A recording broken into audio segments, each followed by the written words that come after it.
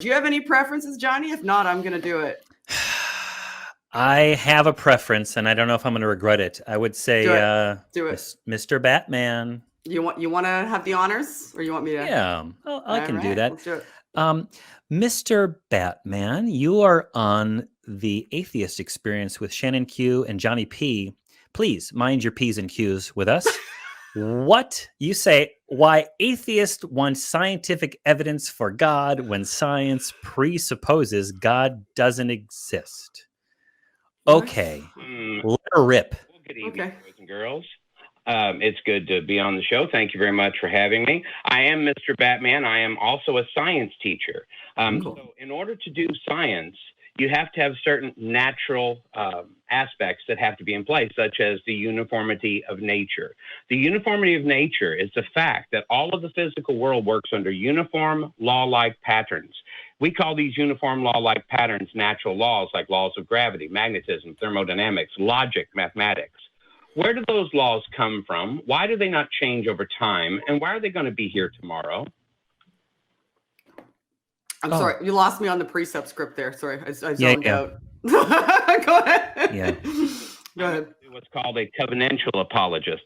I understand that we have a covenant with a loving, living, logical lawgiver God. Cool. You believe we have a covenant with a loving, living, logical lawgiver. Please prove that we have a covenant with a loving, living, natural, or whatever lawgiver. Living. Did I miss an L? Be in Exodus. That would also living, loving. Autonomy. She's just a woman. Proof that God exists is the Bible itself. But in order for us to actually make the proof that God exists is the Bible itself. Wow. So a napkin that says everything on this napkin is true is proof that everything on the napkin is true. And then I say you should give Johnny $1 million. It's the right thing to do. Would therefore be true? No, you don't mean that. So what do you actually mean by that? Have the laws of cause and effect, sir? Did you hear anything that I said? He's just talking straight through it. Yeah, he's just talking straight through. You're going to have to slow your roll there, Mr. Batman, because we're not as sharp as you are, Dark Knight of Logic. So please give us.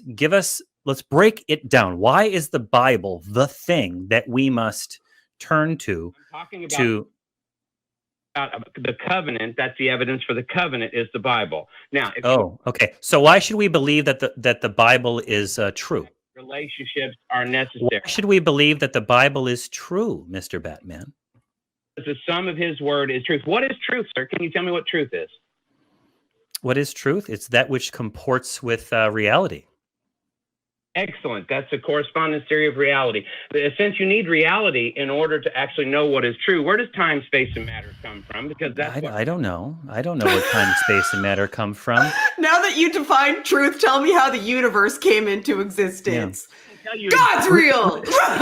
Iluvatar created the Ainur, and they sang the universe into existence. But then Melkor became Morgoth, sang a discordant tune. No, it's in the book.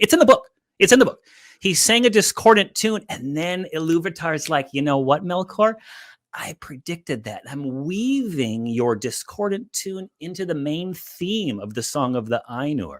So sorry, bro. And then the Valar went out into Ea, and they created the world of Arda as the song predicted. And then while they were creating it, they created the first children of Iluvatar, the elves, right? And then I think it was Orome. Got really I'm so excited about the children. So he created the dwarves. Maybe he created the dwarves first, but then I think it was Iluvatar said, "No, you can't do that." Okay, I'll stop. Is this Lord of the Rings? Oh, okay, sorry. I'm Silmarillion. Wow.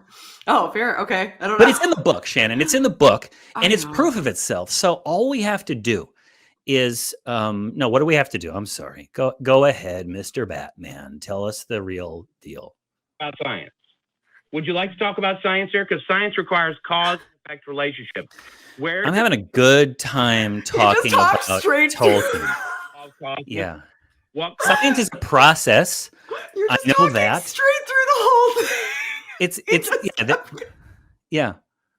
You just kept going, but Mr. Batman, you kept going through everything Johnny said as though he wasn't even speaking.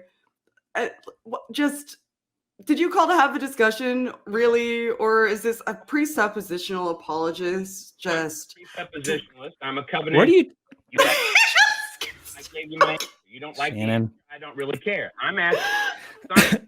In the previous caller, you were talking about truth and science. I have right. Science. We were having a great conversation with the previous caller because they're an honest interlocutor, Yeah. and I was enjoying exploring the concepts with them because we could have a back and forth where we both listened to each other. Like this is how conversations generally work. One of us says mouth noises out of their face, and then the other person uses their ear holes to listen to those mouth noises and waits for that to be done. And then they think about the thing you said, and then they make mouth noises that reflect that they were thinking about that thing that they were listening to. What's happening here is that we're attempting to have a conversation with you, and the moment we interject, you just keep on talking until we take you off mute and then get agitated. And that's why the previous caller is invited back. You may or may not be invited back, Mr. Batman. I'm asking you a question. All right. Okay. Invited back or not? Fair enough. Yeah, you know what? I don't care if you don't care. Why do laws? But ask me the question. I'll try to answer. I might just say, I don't know. Go ahead. And if you think that's a gotcha, exactly, it's not going to be a gotcha. Yes, it is a gotcha. It is a gotcha because your worldview must be able to explain everything in the world that you view. That's why it's called a worldview, sir. Really? Once again. Shannon, do you think that's true? Do I have to be able to explain everything? Why don't I? If I could do that, I'd go to Vegas. So also, if you have, I can propose something I can propose something that explains everything. Just definitionally, I can define that concept into existence, right? That's the whole flying spaghetti monster thing, right? Like you can posit something that explains everything and then just point to it and say that explains everything. But it doesn't, right? Like there's nothing useful that you can glean from that. You can't do anything in reality with that concept that is helpful to acquiring knowledge. All it is just a posit of something that explains everything and then acting as though it does. Now, does my worldview need to explain everything? No, it doesn't. It doesn't need to explain everything to be true. But I, Shannon, know doesn't need to explain everything that is existent in the external reality around me in order for it to be true. And as a part of my worldview, as a matter of fact, one of the things that I am proudest of in my worldview is that I don't actually think it explains everything just definitionally. I think that one of the most interesting and fascinating and beautiful things about my worldview is its humility. It is I understand that I need to learn things. I do not wander around saying, I have the explanation for everything. And if you can't, acquiesce to this ridiculous philosophical, gotcha that I have come up with, then that means not only is your worldview nonsense, but apparently, evidently, by some logical leap that I can't even begin to fathom, also simultaneously believes that my worldview is true, and my worldview has to do with all of these internally inconsistent things that I'm not even going to address, by the way. We're not going to talk about what I actually believe. Instead, what we're going to talk about is why I think that your belief system or structure is nonsense because it doesn't explain everything when mine does. It's just a circular, nonsense, non-productive conversation. Are we going to do something different than that today, or should we just hang up? Because it drives me nuts. Yeah, Shannon, God magicked it into existence. So there you go. That explains everything. And that's obviously superior to your ever-evolving, ever-enfolding understanding of the world and the human race's ever-blooming understanding of the material world. No, God magicked it happened.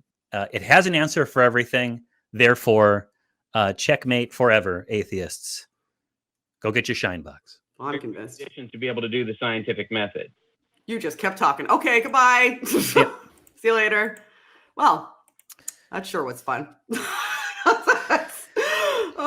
just kept in quotation marks.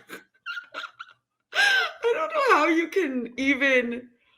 Oh man, what motivates someone to wake up in the morning and the Holy Spirit. Yeah, the Holy Spirit. The power of Christ compelled them. All right. You ready for the next one?